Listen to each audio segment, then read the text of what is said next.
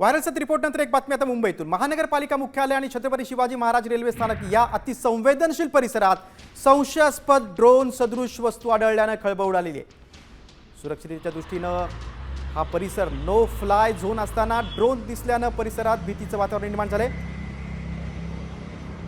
आपण अधिक माहिती घेऊ आमचे प्रतिनिधी सूरज मसूरकर यांच्याकडून। सूरज, संशयास्पद ड्रोन आढळलाय, पोलिसांकडून काय माहिती देण्यात आली आहे का की हा ड्रोन कुणाचा आहे काय?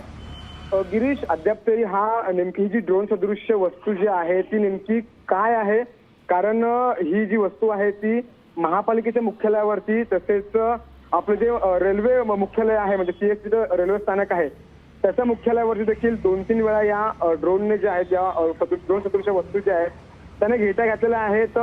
पुन्हा एकदा ड्रोन जे आहे ते आता आपल्याला दिसलेलं आहे आणि सगळ्यात महत्त्वाचं म्हणजे पोलिसांसोबत जेव्हा आपण संपर्क साधला, रेल्वेशी जेव्हा संपर्क साधला तेव्हा आणि महापालिकेचा देखील संपर्क साधला तेव्हा तिघांकडनं देखील असं सांगण्यात आलेलं आहे की आम्ही कोणतीही परवानगी किंवा असा कोणताही आम्ही ड्रोन सदृश्य वस्तू आम्ही उडवली नाहीये।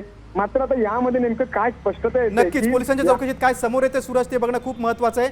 तुर्तास तुम्ही जी माहिती दिली त्याबद्दल धन्यवाद।